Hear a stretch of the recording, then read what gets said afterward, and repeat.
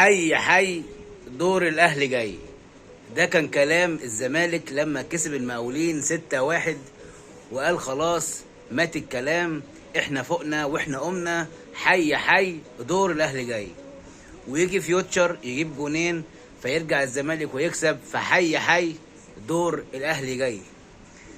لكن اللي متعرفوش ان ده الاهلي، واللي متعرفوش ان الاهلي باي حد وباي لعيبه يقدر يعلم عليك، والاهلي علم على الزمالك ودي العاده. ولكن بره عن التحفيل وكل ده، الاهلي بيعمل شوط اول بيعلم فيه الزمالك الكوره، ويعمل شوط تاني كلح. الزمالك في الماتش كله ضيع جاب 3 أو 4 فرص بالظبط، منهم الجون ضربه الجزاء اللي هو بالمناسبه بنسبه 80% صحيح، حتى لو ديانج بايده كده عدى كده على التيشيرت دي ضربه جزاء ودي غلطه من ديانج. لكن الاهلي على الاقل كان في فار لكره حسين الشحات في الشوط الاول. لكن ما غض النظر عن التحكيم وعن كل ده، الاهلي في الشوط الثاني لعب دفاع ولكن ضيع جونين 3 غير الهدف اللي بيجي، الهدف المعتاد بتاع محمد شريف. المعتاد، شريف حلو شريف وحش لازم يجيب جون في الزمالك. شريف ناقص له جون ويبقى زي اهداف ابو تريكه في الدوري ضد الزمالك. محمد شريف اللي احنا عندنا تقريبا كده شبه مجتمعين بنضربه بالجزمه وعايزينه يمشي، الراجل اللي ناقص له جون ويبقى هداف القمه في الدوري مع ابو تريكه 7 اهداف. النادي الاهلي نادي تقيل قوي، ونادي غتت قوي، ونادي رخم قوي، وما تعرفش تلعب على الاهلي كوره، وما تعرفش تعمل على الاهلي ماتش. تعمل على الاهلي ماتش كل فين وفين، كل كام سنه على حسب الظروف. لازم فريق الزمالك يبقى قوي جدا ويبقى في يومه وكل اللعيبه مركزه عشان تعمل ماتش على الاهلي.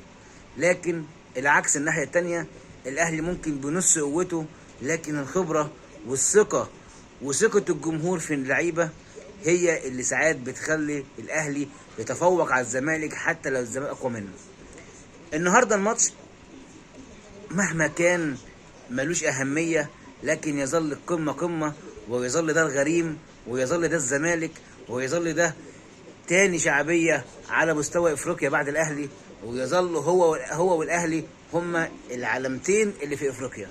مهما كان الترول والتحفيل هيظل الاهلي والزمالك هما الاول والتاني على افريقيا. ولكن الاهلي النهارده بيدي درس للزمالك في كل حاجه، في كل حاجه. ازاي تبقى كده في الشوط الاول، ازاي تعمل 10 و20 و30 تمريره ورا بعض كده، ازاي عرفت نقطه ضعف محمد صبحي كده وهو متوتر النهارده، دب شوطه، دب الثانيه، دب الثالثه، ادي يابا ادي. محمد صبحي النهارده كان عامل اوبن بوفيل اللي يشوط، مين اللي عاوز يشوط؟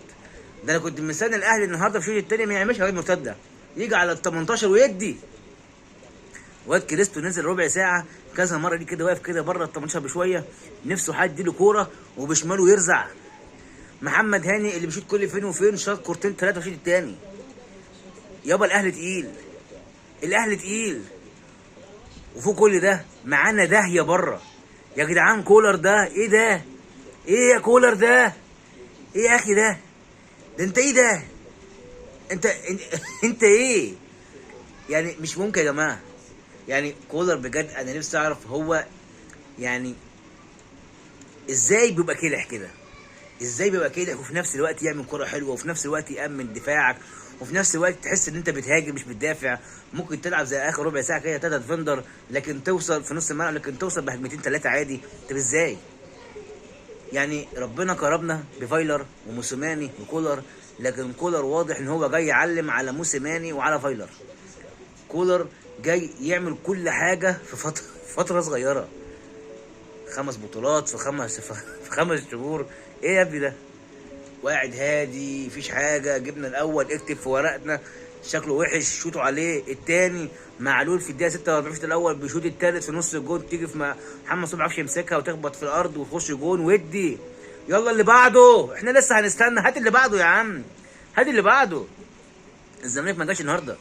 الشوط التاني اتحسن شويه عشان رجع ولعب الخطه العاديه بدل خطه اوسيرو اللي مش هتنفع تمشي دلوقتي. ولو انت هتجربها في الماتشات اللي باقيه ما تجيش تجربها في الاهلي برضو. يعني انت خليك مدرب ذكي، ماشي جربت ده قدام المقاولين، قدام الفرق المتوسطه ماشي، لكن ما تجيش في ماتش زي الاهلي ده وبرضه تعمل الخطه اللي انت عاوز تعملها وتماشي على الفريق. في ماتشات لازم ترجع للخطه الاصليه طالما لسه اللعيبه ما شربتش خطتك. دي ان كانت خطه حلوه اصلا، 5 قدام و5 ورا والعب، ونص الملعب باص براحتك يا اهلي. الاهلي امتع وابدع واقهر وكسر ودمر وبهدل الدنيا وكركب الدنيا خالص. ولسه امام عاشور بكره ولا بعده والبرومو العالمي اللي هيتعمل له ده. ولسه يا سلام يا سلام بقى لو في يناير الجاي الاهلي يمضي فتوح ببلاش يابا، هيبقى فري. فتوح ده الجوهره ده الجميل ده اللي هيبقى ان شاء الله خليفه علي معلول هيبقى جاي ببلاش ساعتها. مبروك للنادي الاهلي، مبروك لكل جماهير النادي الاهلي، بطوله واداء ومباراه قويه. احنا اللي خليناها قويه، واحنا اللي خليناها فيها منافسه، واحنا اللي اتحكمنا في كل مجريات المباراه، امتى ندافع وامتى نهاجم. حتى الزمالك لما هاجم مش عارف تحس في حاجه غلط. الجزيري عمل كام حاجه كده لوحده وهو سبب في ضربه الجزاء، وبعدها بدقيقتين 3 عمل نفس الكوره، لكن لسه ابراهيم لحقوا قبليها. الجزيري هو مكمن الخطوره. يمكن زيزو وكوره العرض اللي احنا اتعودنا عليها، لكن معلش يا زيزو برضو قبلها بشويه كان في كوره لعمنا قفشه في الشوط الاول بعد الهدف الاول والعارضه والقائم الايمن. لكن يلا مبروك للنادي الاهلي. قفشه النهارده عمل مباراه حلوه جدا في الشوط الاول. محمد عبد المنعم وياسر ابراهيم كالعاده تألقوا. علي معلول كان رايق النهارده. محمد الهاني بقى كان برنس النهارده. بيرسي تاو ما كانش عاجبني كان متنشن كان من اول ماتش. حسين الشحات اللي كان ساعات متكاسل، لكن كل ما يديله فرصه انه يعمل حاجه بيعمل. حسين الشحات شاط مرتين على الجون جاب جونين، خلاص مات الكلام.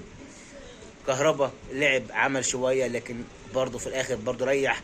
محمد شريف اللي مرزق قدام الزمالك. فخري يقطع كوره حلو لكن ما بيلعبش حلو. انا مش فاهمك يعني، انت بصيت كوره كتير غلط. ديانج الشوط الاول كان زباله في الشوط الاول، لكن الشوط الثاني اتغير وبقى حلو جدا جدا جدا جدا. مبروك للنادي الاهلي، مبروك للشياطين الحمر.